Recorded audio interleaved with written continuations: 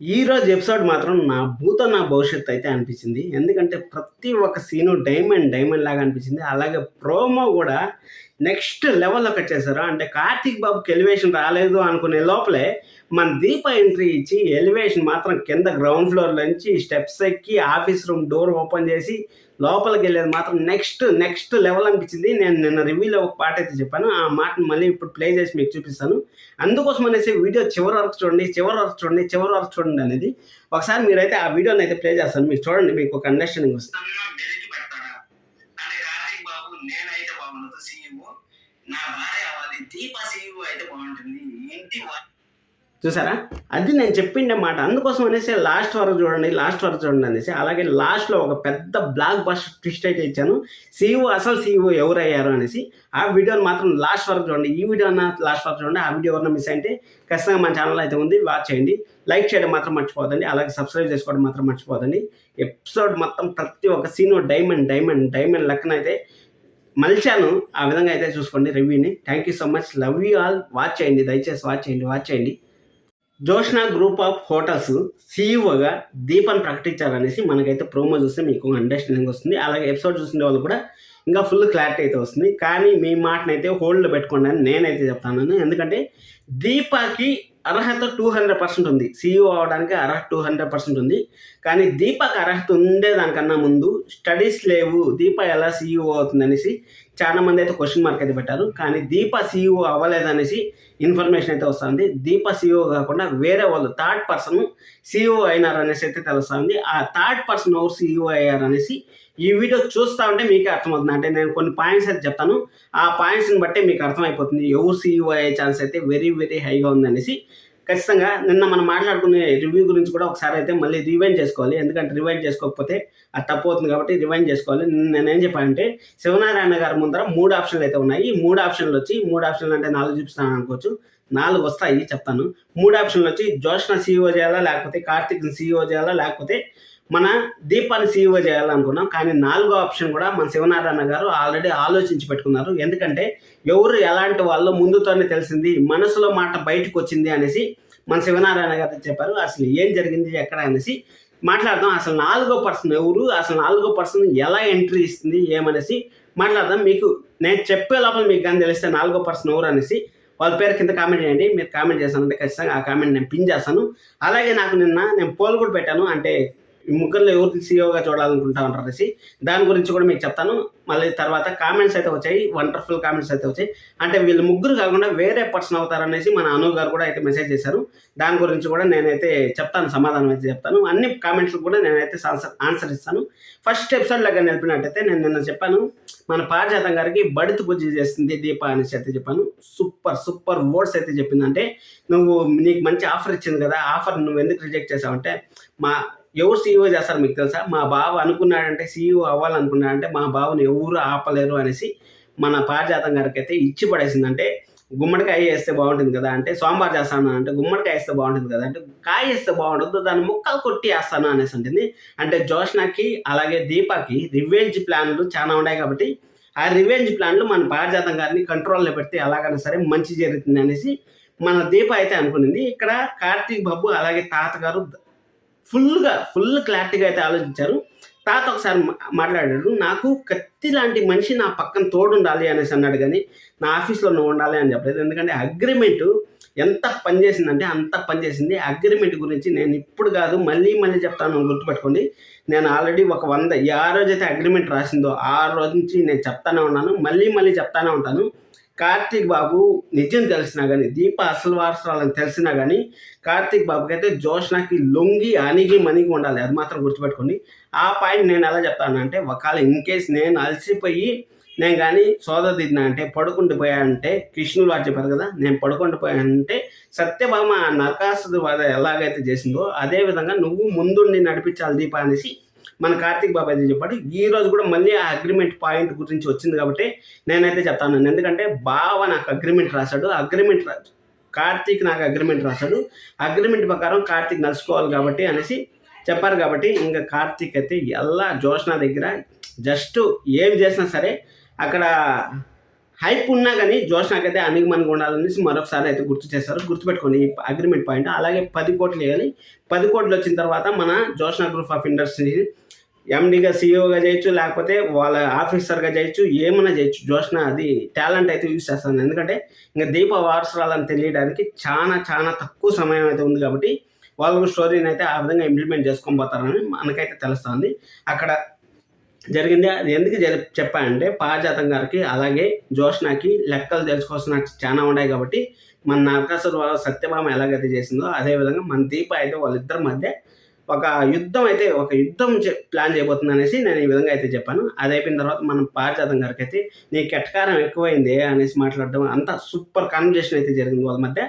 అది అయిపోయిన తర్వాత నెక్స్ట్ అస్సలైన మ్యాటర్ ఎక్కడ వచ్చిందబ్బా. అసలైన మ్యాటర్ ఎక్కడ వస్తే అక్కడ ఒక బోర్డు మెంబర్ ఉన్నారు కదా, బోర్డు మెంబర్ వచ్చి మేమైతే జోష్నాని అయితే అంగీకరించట్లేదు, తొందరగా మీరు ఏదో సీఈఓ అని కానీ చెప్పేసారంటే మేము ఇంటికి వెళ్ళిపోతాం అన్నట్టు, అంటే తొందరగా మేము వెయిట్ చేయలేకపోతాము, మీరు ఎవరో సీఈఓ అని ప్రాక్టీస్ చేయండి అనేసి అంటే అక్కడ ఏమంకుల్ ఆంటీ ఏమైనా తొందరగా రమ్మనింది అనేసి జోష్నా సెటైర్ వేసేది మాత్రం జోష్నా అనేసి గట్టిగా అందరూ అరవడం. జోష్నా మాత్రం తగ్గేదేలా అన్నట్టుందబ్బా. కానీ జోష్నా పవర్ఫుల్ సరిపోవట్లేదు అనిపిస్తాను. ఎందుకంటే కార్తీక్ ముందర, దీప ముందర, తాతగారు ముందర అందరి క్యారెక్టర్లు ఫుల్ హైప్లో ఉన్నాయి కాబట్టి ఆ హైప్కి తగ్గట్టు జోష్నా అంటే విలన్ అంటే ఎంత గంభీరంగా ఉండాలి, అసలు కొడితే ఒకడిని అస్సలు ఎగ్గిరాడబోయి పడాలి.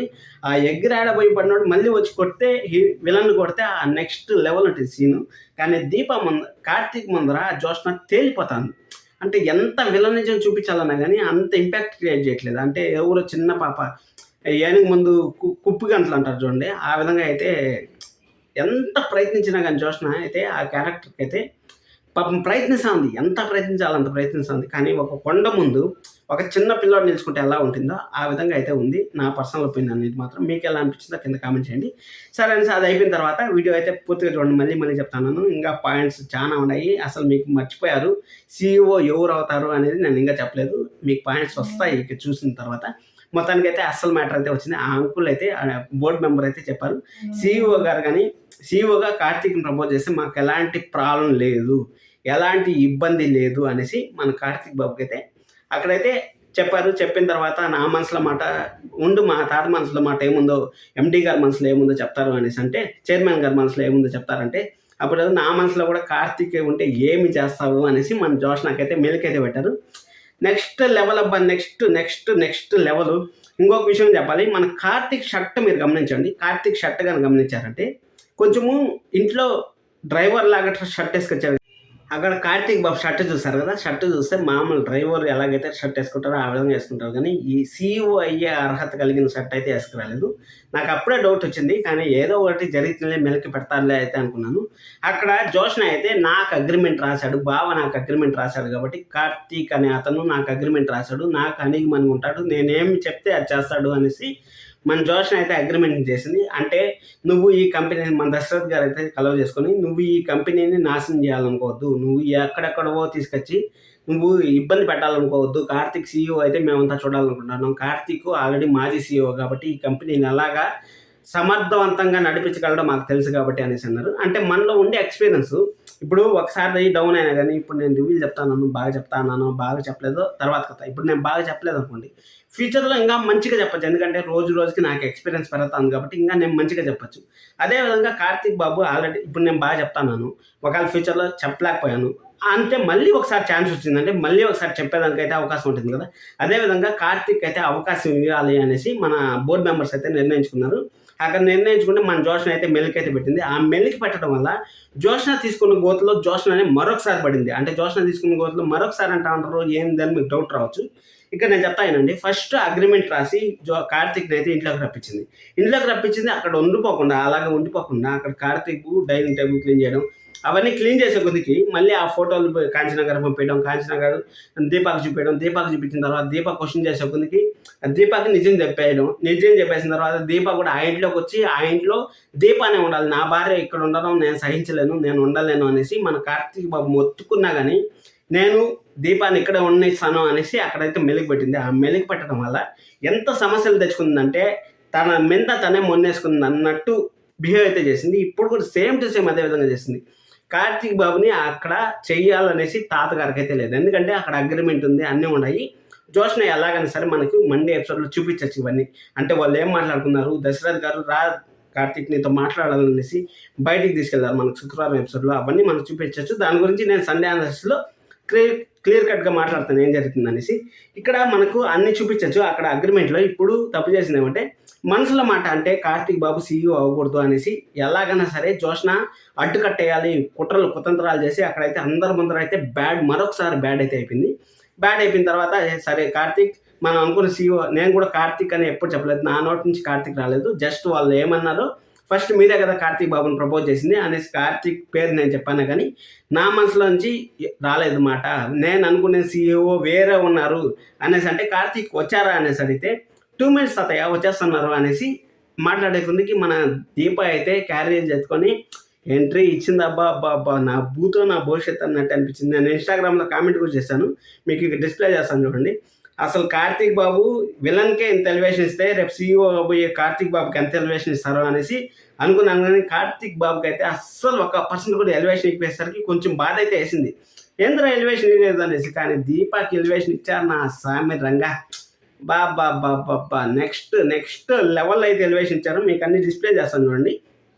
ఆ విధంగా నెక్స్ట్ లెవెల్లో ఎలివేషన్ ఇచ్చిన తర్వాత అక్కడ డైరెక్ట్ బోర్డు మెంబర్స్ దగ్గరికే మన దీప అయితే వెళ్ళిపోయింది క్యారీ ఎత్తుకొని. సరే భోజనాలు వచ్చినాయి, మనంతా భోజనం చేసిన తర్వాత అసలు సీఈఓ ఎవరు అనేసి మాట్లాడదాం అనేసి అక్కడైతే హోల్డ్ పెట్టారు, తాతగారు అయితే హోల్డ్ పెట్టారు. ఆ హోల్డ్ పెట్టిన తర్వాత ఇక్కడ అందరికీ టెన్షన్, అంటే దీప సీఈఓన ముక్కు మొహం తెలియని వాళ్ళకి ఎలా సీఈఓ వేస్తారు అనేసి చాలా బోర్డు మెంబర్స్ అందరూ తల్లపట్టుకున్నారు. అసలు కార్తీక్ బాబు సీఈఓ కాకపోతే ఎవరు అవుతారు సీఈఓ అనేసి. మన దశరథ్ గారు అయితే దీప ఎండీనా అనేసి ఇలా చూస్తా అంటే సరే అనేసి అందరూ భోజనానికి రండి మనం మాట్లాడుకుందాం అనేసి అక్కడైతే చెప్పి అందరూ భోజనానికి అయితే వెళ్ళిపోయారు.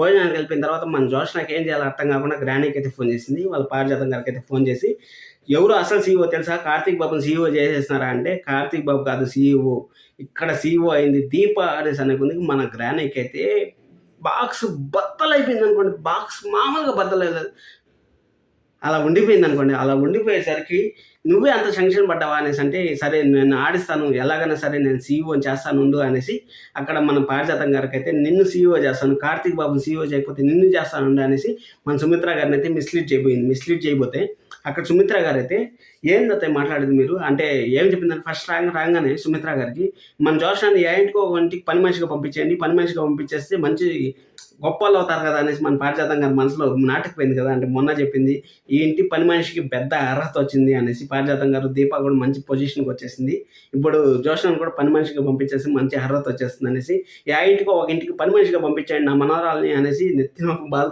బాదుకుంటే ఏం చేస్తారు చెప్పండి. అక్కడైతే దీపాన్ని సీఈఓ చేస్తానట.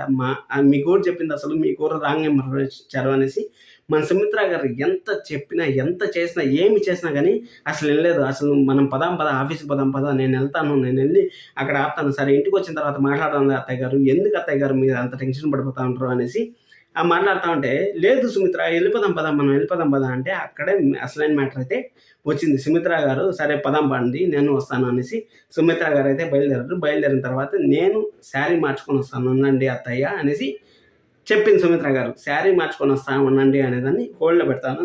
అంతకుముందు మీకు ఏం జరిగింది అనేసి నాకు కొంతమంది కామెంట్స్ చేశారు కదా, నేను నిన్న పోల్ కూడా పెట్టాను కదా, ఆ పోల్ గురించి కూడా మాట్లాడదాం ఒకసారి. వీడియోని అయితే చివరి వరకు అయితే చూడండి, ఖచ్చితంగా లైక్ చేయండి, మర్చిపోవద్దని లైక్ చేసి, ఎందుకంటే చాలా మందికి అయితే రీచ్ అవ్వాలి. నేను నిన్న ఓట్ చేశాను, కార్తీక్ బాబు అయితే 55% అయితే ఓట్ చేశారు, జోష్నాకి 8%, దీపాకి అయితే 37% అయితే ఓట్ చేశారు. 332 ఓట్స్ అయితే వచ్చాయి. దీంట్లో కామెంట్స్ కూడా ఏమొచ్చాయంటే కార్తీక్ అయితే కాదు సీఈఓ అనేసి చాందిని గారు అయితే చెప్పారు. Always my first vote is Karthik అని శ్రీదేవి గారు అయితే చెప్పారు. సోనీ గారు అయితే కార్తీక్ సీఈఓగా ఉండాలనేసి అయితే చెప్పారు. ఇది అక్కడ వచ్చిండేది. ఇక్కడ ఎపిసోడ్ కింద వచ్చిండే నేను రివ్యూ కింద వచ్చిండే కామెంట్స్ కూడా కొంచెం చెప్పేస్తాను మీకు, ఏమనేసి అంటే మీకు ఒక ఐడియా వచ్చేస్తుంది కదా దానికోసం అనేసి. సీఈఓ అవుతాడా లేదా ఇంకెవరు అవుతారా అనేది తెలియదు, కానీ కార్తీక్ మాత్రం ఆ పదవి తీసుకోవడం, ఆల్రెడీ ఆ పదవి ఎవరికి వాళ్ళనేది విషయంలో దశరథ్ గారు తాతగారు కార్తీక్ ఒక క్లారిటీకి వచ్చినట్లున్నారు. వీళ్ళ మాటల్లో ఇవన్నీ చూస్తుంటే జోష్నా కార్తీక్నే సీఈఓ అనుకుంటుంది, కానీ వీళ్ళు ముగ్గురు మాత్రం జోష్నాకి తెలియని ప్లాన్ ఏదో చేశారు. రేపు జోష్నాకి ఏదో షాక్ వేస్ట్ ఉండబోతుంది అనేసి మన చాందిని గారు అయితే చెప్పారు. Super madam. అలాగే దీపక్ కార్తీక్ కాకుండా సీఈఓ వేరే వాళ్ళు ఉంటారు అనుకుంటున్నాను అనేసి అను గారు అయితే చెప్పారు. Next level. ఈ వర్డ్ కోసమే నేను చెప్తాను.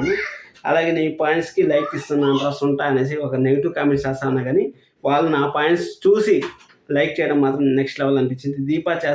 దీపాన్ని సీఈఓ చేస్తారనేసి అనుష గారు చెప్పారు. ఇక్కడ చిన్ని గారు అయితే చెప్తాను దీపా సీఈఓ అన్నయ్య అనేసి. దీపా సీఈఓ ప్రజెంట్కి ఈ రోజుకి సోమవారం సీఈఓ అయితే మారబోతున్నారు, అది మాత్రం పక్క.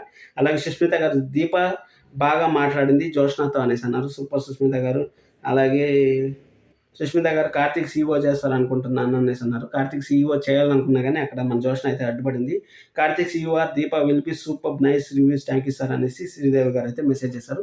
థ్యాంక్ యూ సో మచ్ అండి, థ్యాంక్ యూ సో మచ్. ఇది ఈ వారం టీఆర్పీ రేటింగ్స్. సరే, కామెంట్స్ వచ్చినాయి, కామెంట్స్కి నేను రిప్లై అయితే ఇచ్చాను. ఇక్కడ మనం అసలైన సీఈఓ ఎవరంటే మన జోష్న వాళ్ళ అమ్మగారు అమ్మగారు. అలాగే మన దీప వాళ్ళ అమ్మ మన సుమిత్ర గారు అయితే సీఈఓ అవ్వబోతున్నారు అనేసి పక్కా ఇన్ఫర్మేషన్ అయితే ఉంది.